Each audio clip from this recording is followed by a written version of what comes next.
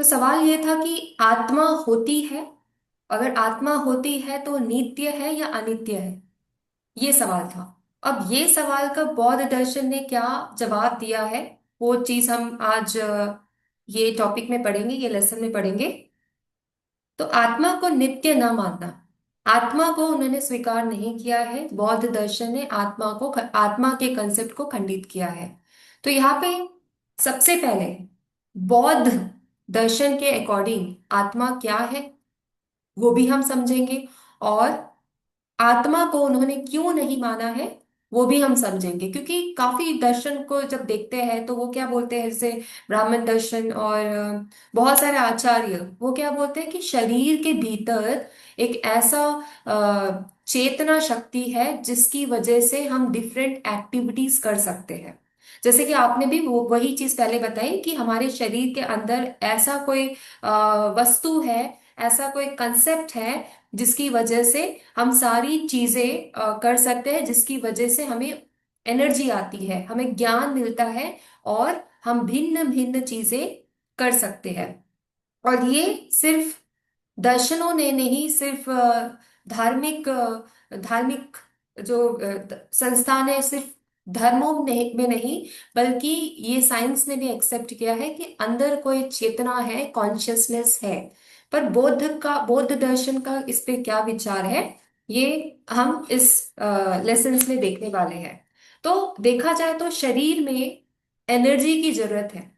शरीर में अगर एनर्जी नहीं होती है तो शरीर जो है वो निर्जीव हो जाता है।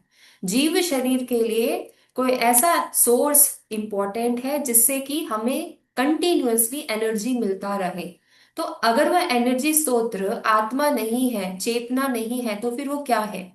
और जब शरीर का विनाश हो जाता है, जब शरीर अ, अपने योग्य नहीं बचती है, तो फिर ऐसा क्यों होता है कि कुछ लोग बोलते हैं कि आत्मा चले गई इसलिए शरीर का विनाश हो गया। तो यहाँ पे काफी डिफरेंट डिफरेंट क्वेश्चंस हमारे दिमाग में आते हैं कि आत्मा क्या है, आत्मा का स्वरूप क्या है, और आत्मा क्या चेतना है, क्या आत्मा मन है, क्या आत्मा ऐसा कुछ है जिसके वजह से हम अपने जीवन को जी सकते हैं।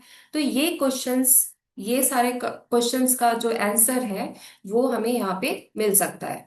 तो शरीर जो है, अगर जैसे कि बाकी धर्मों ने माना है, हर धर्म ने नहीं, बाकी बल्कि कुछ धर्मों ने माना है कि शरीर में अगर आत्मा शरीर को छोड़ के चले जाती है तो शरीर एकदम शीतल ठंडा हो जाता है। शरीर खत्म, शरीर का जो जान है, शरीर में जान नहीं बचता और शरीर खत्म हो जाता है। तो ये जो नित्य चेतन शक्ति है वही तो आत्मा है, ऐसा बाकी धर्मों का कहना है। बाकी धर्मों ने पुनः जन्म को भी माना है कि क्योंकि जो नित्य आत्मा है वो शरीर को छोड़ के चली जाती है और वो दूसरा शरीर धारण करती है, इसी वजह से जो पुराना शरीर है वो ठंडा पड़ जाता है, और उसमें जो शरीर है वो कार्य करना बंद कर देती है। तो बुद्ध के समय काफी आचार्य थे, उनका भी यही मानना था कि शरीर में पृथक आत्मा होती है, और शरीर में आत्मा की वजह से ही हमारा शरीर का संचालन चलता है। पर बौद्ध या बौद्ध के दर्शन के जो फॉलोअर्स हैं, उनको जो मानने वाले हैं, उनका बोलना है कि ऐसी आत्मा जैसी कोई चीज नहीं होती है, बल्कि शरीर में भिन्न भिन्न परिमाण से जो मिक्स होके कुछ रस निकलता है, उसकी ही वजह से हमें एनर्जी आती है। चार्वाक ने भी बताया कि जब हमारे स्कंद, हमारे ऑर्गन्स और सेंसेस, ये सब चीजें एक साथ काम करती है तो उसको ही आत्मा बोलते हैं।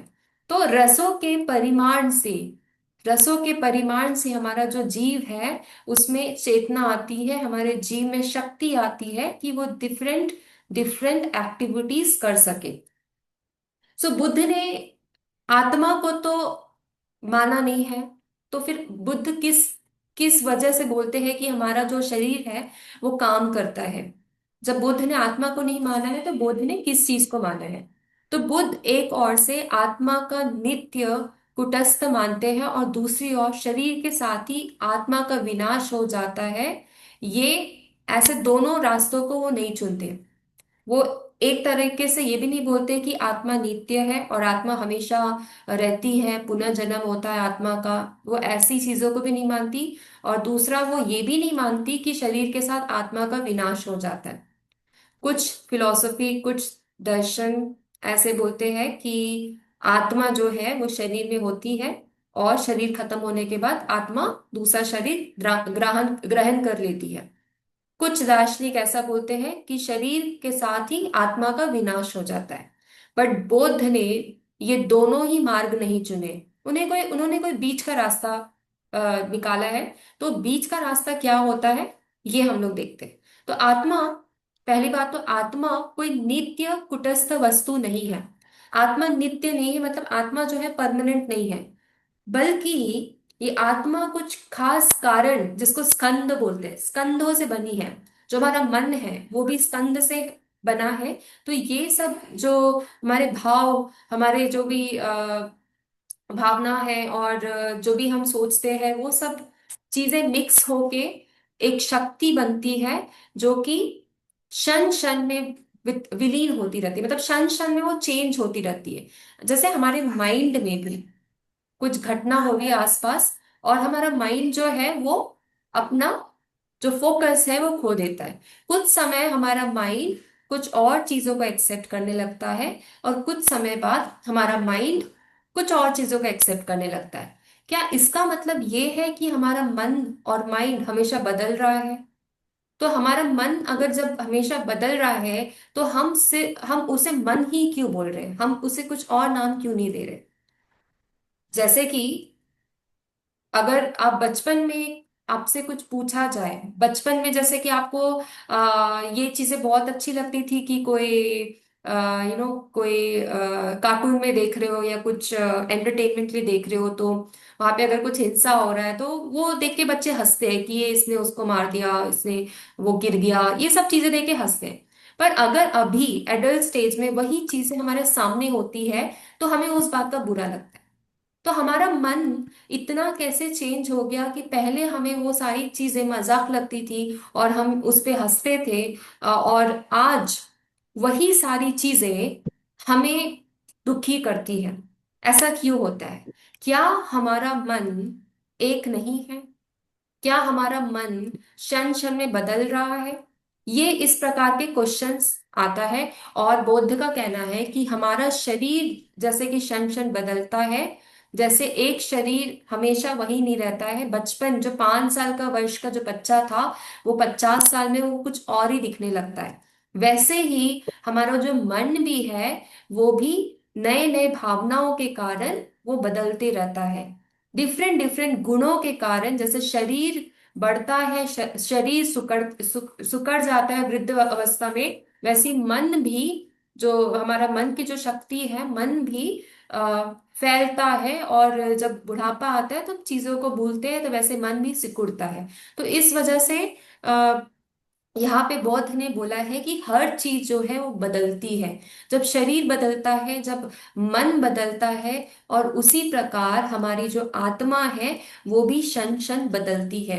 क्योंकि हमारी आत्मा जो होता है वो कहीं ना कहीं मन को ही दर्शाता है। जैसे मन बदल जाता है, जैसे शरीर बदल जाता है, वैसे ही आत्मा भी बदलती है। और आत्मा कभी एक होके नहीं रह सकती। हमें जो चीजें पहले जो खराब लगती थी, शायद वो अच्छी लगती हो, या पहले जो चीजें अच्छी लगती थी अभी खराब लगती हो। ये इसलिए होता है क्योंकि हमारे जो भावनाएं हैं वो बदल रही है। हमारी भावनाएं बदल रही है, हमारी सोच बदल रही है, और हमारा तौर तरीका बदल रहा है। उसी प्रकार से हमारा मन भी बदलते रहता है। तो यहाँ पे, क्योंकि सब कुछ बदल रहा है, तो हमारी आत्मा एक कैसे हो सकती है? तो यहाँ पे, क्योंकि सारे कॉन्सेप्ट, सारे जो दार्शनिक है वो बोलते हैं कि आत्मा जो होती है वो नित्य होती है, वो कभी बदल नहीं सकती, इटर्नल है वो, कभी चेंज नहीं हो सकती। पर यहाँ पे बौद्ध बोल रहे हैं कि जब सब कुछ बदल रहा है तो आत्मा कैसे एक रह सकती है? मतलब अगर कोई आत्मा है तो उसका भी बदलना जरूरी है। और जब आत्मा को आप डिफाइन करते हो कि वो चीज इटर्नल होती है और वो कभी बदलती नहीं है, तो वो गलत है। और उसके भी बौद्ध ने काफी कारण दिए हैं। कि चीजें जब बदल रही है तो आत्मा भी बदलती है, उसके कारण है। और इसलिए उन्होंने आत्मा को बोला कि आत्मा नहीं होती, इसी वजह से। इसका मतलब है कि जो आत्मा हम जैसे लेके चल रहे हैं कि आत्मा ऐसी चीज होती है जो कभी बदलती नहीं है, वो सूक्ष्म चेतना है, वो हमेशा ऐसी रहती है। और वो चेतना जो होती है शरीर के बाद छोड़ के दूसरे शरीर में चले जाती है। हमारे दिमाग में अभी तक यही कंसेप्ट चल रहा है। बट बौद्ध का मानना है कि अगर ऐसा होता कि चेतना हमेशा एक होती, तो फिर हमारा जो शरीर है वो भी एक होता, क्योंकि चेतना की वजह से ही हमारा शरीर जो है वो ऑपरेट होता है। पर देखा जाए तो शरीर हमेशा बदल रहा है, मन हमेशा बदल रहा है, तो आत्मा कैसे बदल सकती है? तो इस प्रकार के इन्होंने काफी आर्ग्यूमेंट्स किए जो कि काफी इंटरेस्टिंग है। जो उन्होंने क्वेश्चंस पूछे हैं यहाँ पे, ये पर्टिकुलर आत्मा के कंसेप्ट्स है, ये हमें सोचने में मजबूर करते हैं कि क्या सच में आत्मा होती है? अगर सच में आत्मा होती तो आत्मा को तो ये चीजें करनी चाहिए थी, तो आत्मा क्यों नहीं करती? आत्मा को तो हमें गाइड करना चाहिए था कि आत्मा हमें बता दे कि हम जो सही कर रहे हैं नहीं कर रहे, गलत कर रहे हैं नहीं कर रहे। अगर आत्मा इटर्नल है तो उसे तो हमें बताना चाहिए था। बट कुछ लोग इसका ये भी जवाब देते हैं कि आत्मा होती है बट वो सोई हुई होती है, तो आपको उसको जगाना है। आप कैसे जागृत करोगे? आप तपस्या करोगे तो वो जाग जाएगी। तो कहीं ना कहीं देखा जाए तो ऐसे काफी क्वेश्चंस आते हैं जिसका हमें प्रॉपर आंसर नहीं पता, जिसकी हमें प्रॉपर साइंटिफिक रीजन नहीं पता है। बट यहाँ पे बौद्ध दर्शन में जो भी सवाल उठाए हैं आत्मा को लेके, ये हमें सोचने में मजबूर करेंगे। ठीक है, आत्मा मानना है नहीं मानना वो बात की बात है। बौद्ध दर्शन भी बोलते हैं कि आप मेरी बात को मानो नहीं मानो ये आपके ऊपर है। बट अगर आपको लग रहा है कि कुछ बात गलत हो रही है तो आप उसका विरोध कर सकते हो। कोई भी चीज परमानेंट है ऐसा यहाँ पे नहीं बोला गया है। अगर आपको लग रहा है कि मेरी बात गलत है तो आप उसको विरोध कर सकते हो, आप उसको नहीं मानो। तो यहाँ पे जो बौद्ध दर्शन है, यहाँ पे फुल फ्रीडम दिया गया है चीजों को एक्सेप्ट करना या ना करना, इस पे। तो यहाँ पे क्वेश्चंस हमारा है कि क्या आत्मा होती है? अगर आत्मा होती है तो आत्मा भी तो बदलती होगी, क्योंकि शरीर बदलता है तो आत्मा भी तो बदलती होगी। अगर नहीं बदलती होगी तो इसका मतलब है कि वो आत्मा ही नहीं है। जिसको हम आत्मा आत्मा बोल रहे हैं वो आत्मा ही नहीं है, क्योंकि मन के विचार हमेशा हमेशा बदलते रहते हैं। विचार कभी एक जैसा नहीं होते। जैसे हम कभी नहीं बोलेंगे ना कि ये मेरे विचार नहीं है, मेरे विचार तो वो थे। 10 साल पहले मेरे विचार कुछ और थे, 10 साल बाद मेरे विचार कुछ और है। मे बी शायद आपको 10 साल बाद आपको बोला जाए कि क्या आप 5-6 घंटा कंटिन्यूअसली पढ़ोगे? एज अ चाइल्ड ग्रुप में आप बोलोगे कि नहीं मैं तो नहीं पढ़ सकता या नहीं पढ़ सकती, मुझे तो खेलने जाना है। बट अगर वही सवाल आपसे आज पूछा जाए कि क्या आप 5 से 6 घंटा बैठ के पढ़ेंगे, तो आपका क्या जवाब होगा? हाँ, पढ़ेंगे। क्योंकि आपका मन जो है बदल रहा है। ठीक है, मन बदलता है, विचार बदलते हैं। तो यहाँ पे स्क्रीन में देख सकते हैं कि क्वेश्चन है कि मन बदलता है बट आत्मा थोड़ी ही बदलता है। सो हमारा कहना है कि मन से परे आत्मा कोई चीज नहीं होती। तो चित्त विज्ञान आत्मा एक ही चीज है। हमारा जो चित्त है, चेतना है, जो विज्ञान है, जो विज्ञान का स्रोत्र जहां से विज्ञान मिल रहा है, ज्ञान मिल रहा है, और आत्मा, वो सारी चीजें एक ही है। अब ये सारी चीजें एक कैसे है, उसका एग्जाम्पल यहाँ पे देख लेते हैं। जैसे कि हमारा आंख, हमारा सुनने का श्रोत्र, प्राण, जीव, त्वचा, ये सारी इंद्रिय एक प्रत्यक्ष अनुभव करते हैं। वैसे मन को नहीं हमें लाइक, जैसे कि अगर आपने आंखों से इमली देखी, ठीक है, यहाँ पे दिए हुआ एग्जांपल है। आंखों से आपने इमली देखी तो आपको वो लालच होती है कि आपको इमली खाना है। ठीक है, तो आंखों का जो सेंसेशन है वो टंग तक कैसे पहुंच रहा है, ये एक क्वेश्चन है। दूसरा यहाँ पे पॉइंट ये है कि अगर आपको कोई दुर्गंध आती है तो आप इमीडिएटली अपना हाथ नाक पर रख देते। ये कैसे पॉसिबल है? जब चीजें अलग अलग है, जब आपकी आंखें अलग है, जब आपके नाक अलग है, जब आपका ईयर्स अलग है, तो ऐसा क्यों होता है कि सब एक जुट होके काम करती है? तो यहाँ पे ये एकजुट पे होके मिलके इसलिए काम करती है क्योंकि मन, हम मानते हैं कि मन है, मन जो है, जो कि इंद्रियों का संचालन है। आपका मन कहता है कि आज काम करते हैं, तो आप मन के मुताबिक काम करोगे। आपका मन कहता है कि काम नहीं करते हैं, तो आप क्या करोगे? नहीं करोगे। कितनी भी कोशिश कर ले, हम आपके पीछे पड़ जाए कि चलो आप अब बैठ के पढ़ाई करते हैं, आप लोग नहीं पढ़ोगे। क्योंकि मन ने जो कह दिया वो हम मान लेते हैं। मन ने बोल दिया कि आज तो बैठ के पढ़ना है, तो आपकी आंखें भी सहायता करेगी, आपका कान भी सहायता करेगा, आपके हाथ वो भी सहायता करेंगे नोट्स बना के लिखने में। बट अगर मन ने नहीं कह दिया, तो ना ही आपकी आंखें काम करेंगी, ना ही आपका बाकी का ऑर्गन्स काम करेगा। तो यहाँ पे बौद्ध ने बोला है कि मन के द्वारा चीजें जैसे कनेक्टेड होती है, वैसे ही अगर हम आत्मा मान रहे हैं या चेतना मान रहे हैं, जो भी चीजें हम उसको बोल रहे हैं वो सब एक दूसरे से कनेक्टेड है, और कनेक्टेड होके ही वो कार्य करती है। उसका कोई अलग से ऐसा अस्तित्व नहीं है। अगर है तो वो बदलती रहती है।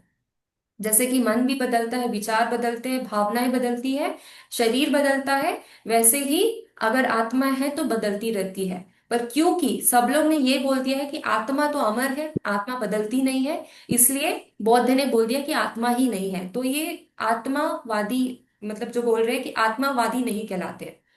बौद्ध दर्शन जो है वो आत्मावादी नहीं कहलाते, क्योंकि जिस प्रकार से आत्मा को हमने डिफाइन किया है, उस डेफिनेशन को वो नहीं मानते।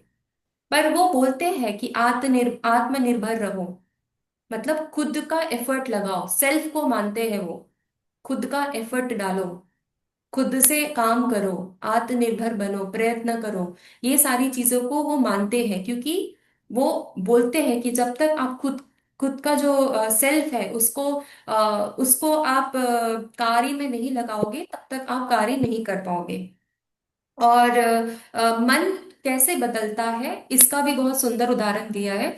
जैसे कि अगर कोई पानी है, पानी में अगर आप कोई रंग डाल देते हो, कोई पानी है, नदी का, नदी है या जो भी है, उसमें अगर आपने लाल रंग डाल दिया, तो कुछ टाइम के लिए पानी लाल दिखेगा। फिर कुछ टाइम बाद अगर आपने पानी में हरा रंग डाल दिया, तो पानी हरा दिखेगा। वैसे ही हमारे शरीर में, हमारे मन में जैसे जैसे प्रभाव पड़ते हैं, हमारा मन वैसा ही हो जाता है। अगर आसपास अच्छे लोग हैं, अच्छी अच्छी बातें कर रहे हैं, तो हमारा मन भी वैसी बातें करेगा। अगर वैसी बातें नहीं हो रही, तो हमारा मन फिर विपरीत में बातें करेगा। तो इसी वजह से जो मन में जो ज्ञान आ रहा है, वो हमारे आसपास, जिसको वो इम्प्रेशंस बोलते हैं, इम्प्रेशंस की वजह से आता है। तो क्या इम्प्रेशंस मन में रह जाते हैं, या मन से वो खत्म हो जाते हैं? ये भी एक बौद्ध में सवाल है। कि क्योंकि क्षण क्षण हमारे मन की जो कंसेप्ट है वो बदलते जा रहे हैं, तो क्या जो जो जो विचार बदलते जा रहे हैं, तो क्या हमारा मन भी बदल रहा है? नहीं।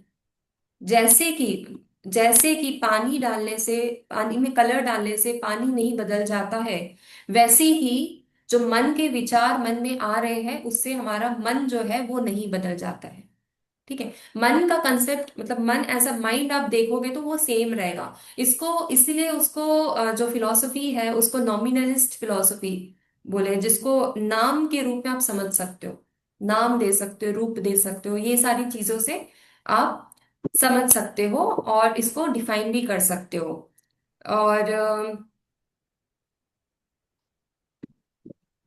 हाँ, तो यहाँ पे एक और एक सवाल है कि भीतरी आपकी जो इंद्रियां है, जो कि आपको मन को सपोर्ट कर रही है, जिसे आप माइंड कह रहे हो, ये सारी चीजें जब है ही ऑलरेडी, जो कि चीजों को ऑपरेट कर रही है, कंट्रोल कर रही है, तो इसके बाद इसके परे आत्मा की क्या आवश्यकता है?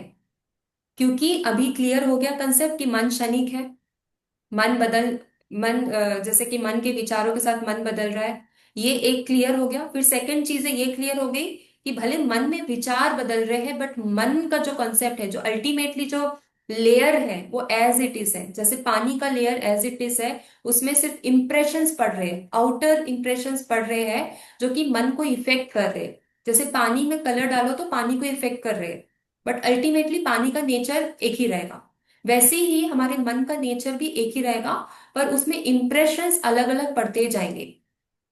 ठीक है। तो वो जो एक ही चीज जो कभी बदल नहीं रहा है, यहाँ पे जो एक ही सतह का रह रहा है, उसको इन्होंने कहीं ना कहीं से बोला है कि ये जो है वो चेतना है। ठीक है। और यहाँ पे एग्जाम्पल भी दिया गया है, जैसे माता पिता, पिताजी बहुत सी बातें पुत्र को बताते हैं। ठीक है, इसका एग्जाम्पल दिया है कि बहुत सारी चीजें हमारे पेरेंट्स हमें बताते हैं कि ये फॉलो करो, वो फॉलो करो, और वो सारी चीजें हमारे मन में रहती है। फिर हम वही सारी चीजें अपने बच्चों को बताते हैं, वैसी वो चीजें ट्रांसफर होती जाती है, तो वो संस्कार कहलाता है। ओके, वो हम हमारे द्वारा वो चीजें लोगों को ट्रांसफर की जाती है, तो वो संस्कार कहलाता है।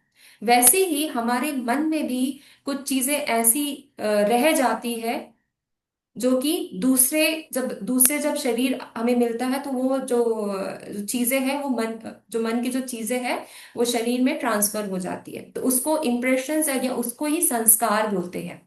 तो संस्कार की वजह से ही यहाँ पे देखा जाए तो संस्कार की वजह से ही देखा जाए तो सेम जो चेतना है, उसको हम बोल सकते हैं कि वो क्या बोलते हैं, ये हो रहा है कर्मा, और उसकी वजह से वो नए शरीर के कारण उसको याद रहता है कि पुराना क्या हुआ और चीजें कैसी हुई, ये सारी चीजें उसको याद रहती है।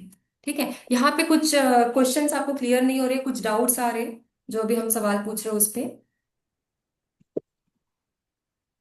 मैम, जब विचार बदलते ही रहते हैं, हर क्षण बदल ही रहा सब कुछ, तो वो तो बदल के चला गया, तो फिर याद कैसे रहेगा? ये अभी लास्ट वाला जो सेंटेंस है आपने बताया, तो वो तो बदल के बदलते बदलते चला गया, तो फिर हमें याद कैसे रहेगा? सेकंड, आपने जो बताया कि विचार हमारे ट्रांसफर होते रहते हैं। जी जी।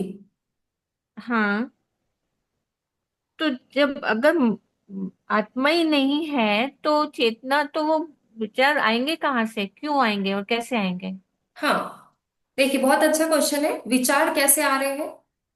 विचार हमारे आसपास में जितनी भी एक्टिविटीज हो रही है उसकी वजह से हमारे माइंड में इंप्रेशंस पड़ रहा है, प्रभाव पड़ रहा है, उसी वजह से ये चीजें आती जाती है। जैसे मैंने आपको पहली क्लास में भी बताया कि हम जो मनुष्य है वो बुद्धिजीव है।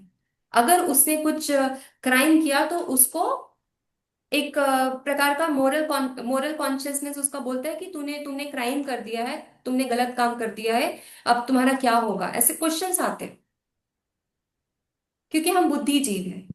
और वही बात अगर जानवर की ले ले तो जानवर को ऐसा कोई क्वेश्चंस नहीं आते दिमाग में, क्योंकि वो बुद्धिजीव नहीं है।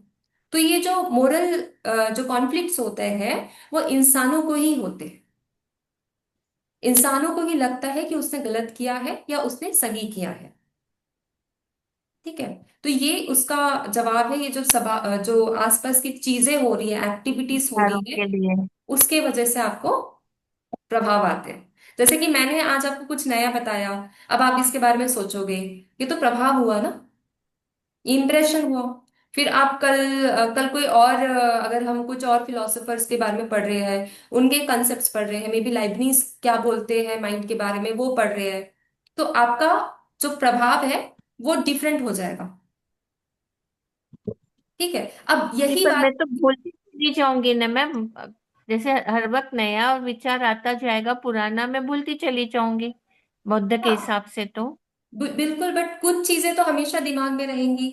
जैसे कि अगर बहुत अच्छा आपको लग गया, आपको उससे मोह हो गया कोई शब्दों से कुछ बातों से, तो वो आपके दिमाग में रहेगा, तो वही संस्कार कहलाएंगे, वही आप दूसरों को बताओगे। जैसे कि मैंने आपको कुछ आत्मा के बारे में बताया, आपको खूब अच्छा लगा, आप बाहर जाओगे, आप लोगों से मिलोगे, आपको किसी ने पूछा आज आपने क्या पढ़ाई की, तो वो चीज आप उनको बताओगे कि मैंने आज ये पढ़ाई की, तो वो संस्कार हो गए जो आपकी दूसरों तक पहुंचा रहे हैं। ठीक है, अब यहाँ पे तो आप नहीं भूलोगे। एक बार आपने उस चीज में सोच विचार कर लिया, आपने किसी को बता दिया, तो वो तो आपका एक्सपीरियंस बन गया ना। फिर यही मोमेंट फिर से होगा, वो इंसान आपको फिर से मिलेंगे, उन्होंने आपको बोलेंगे अच्छा आप तो वो आत्मा के बारे में बात कर रहे थे, क्या आप कुछ और बताओगे। तो वहां से आपका कॉन्वर्सेशन ऐसे ऑन ऐसे ऐसे चलता रहेगा, चलता रहेगा। तो आपके जो विचार है उसी चीज पे अगर बार बार होगी तो आप उस कंसेप्ट को बार बार दोहराएंगे, तो उसका जो इम्प्रेशंस है वो स्ट्रांग होता जाएगा। हम ठीक जैसे है। विचार एग्जाम्पल मैम, जैसे आत्मा है ही नहीं, हर क्षण मरती चली जाती है, तो फिर मुक्त क्या होगा? मतलब आत्मा मुक्ति हमेशा क्या मर है फिर? हाँ आत्मा हमेशा मरती जाती है तो मोक्ष क्या होगा?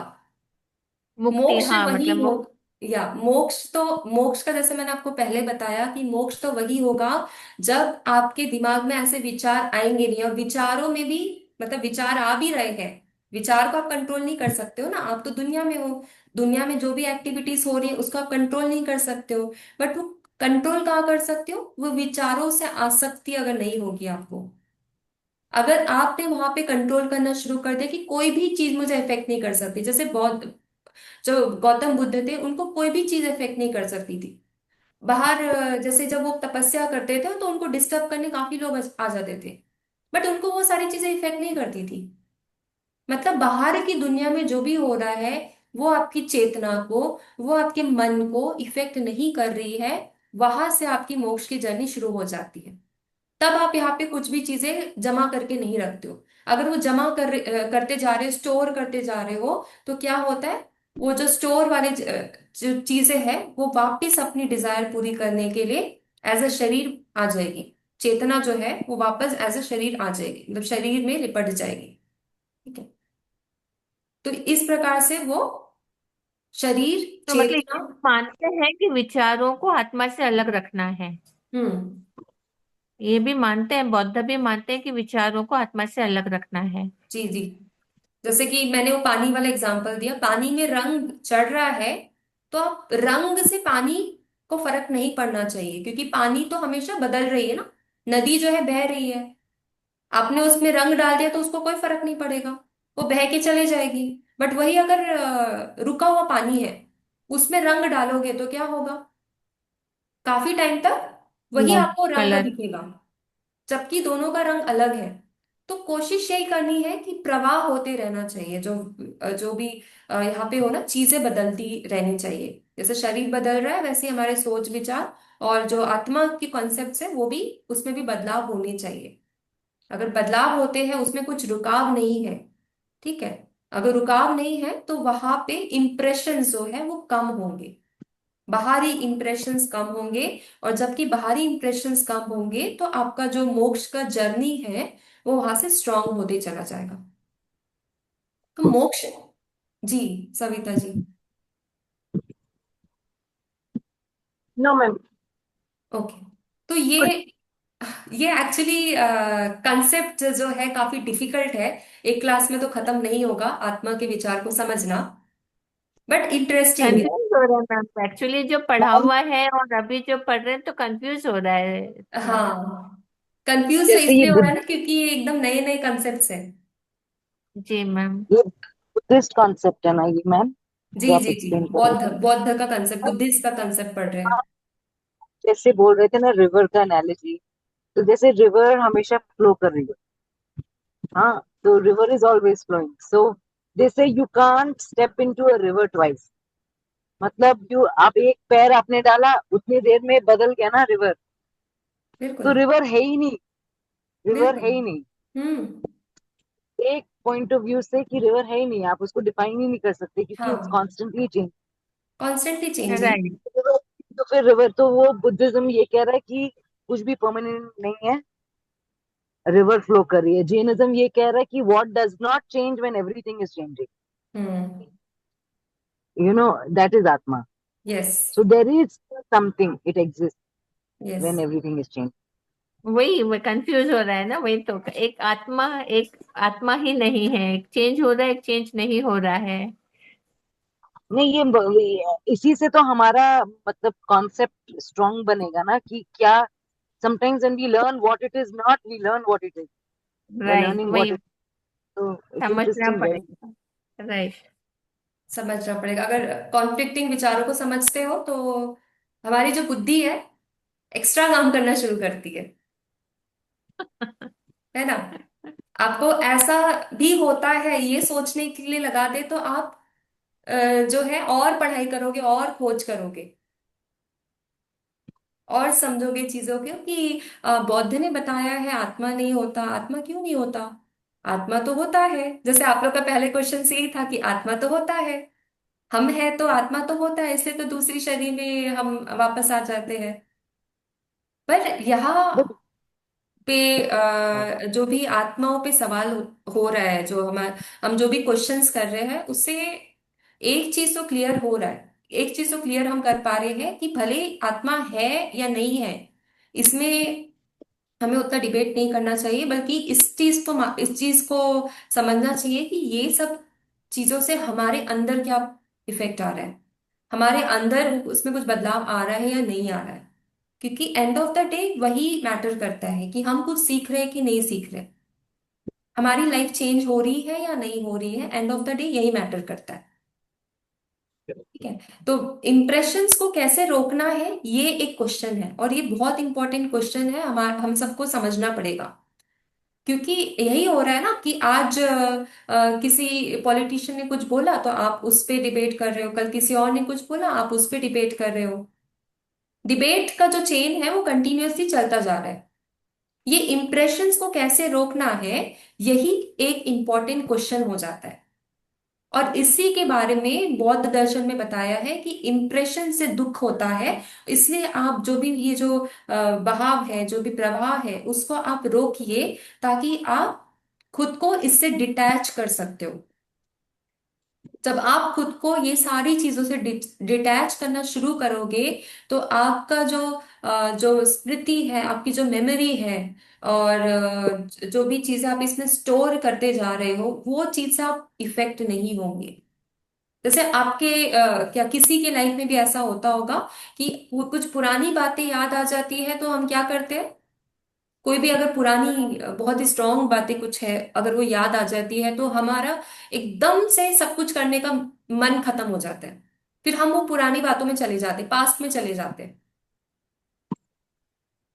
तो बौद्ध का मानना है कि आप प्रेजेंट में रहो, मोमेंट में रहो। जैसे नदी जो है वो हमेशा अपना प्रवाह बदल रही है, आप एक नदी में दोबारा पाँव नहीं रख सकते हो, वैसे ही आप भी मोमेंट टू मोमेंट जाते रहो, अपनी आत्मा को भी वैसे लेते लेते जाइए। ऐसा नहीं कि आपने एक ही, आपका मन एक तरफ है, मन पास्ट में है, आपका शरीर प्रेजेंट में है, और आपकी चेतना फ्यूचर के बारे में सोच रही है।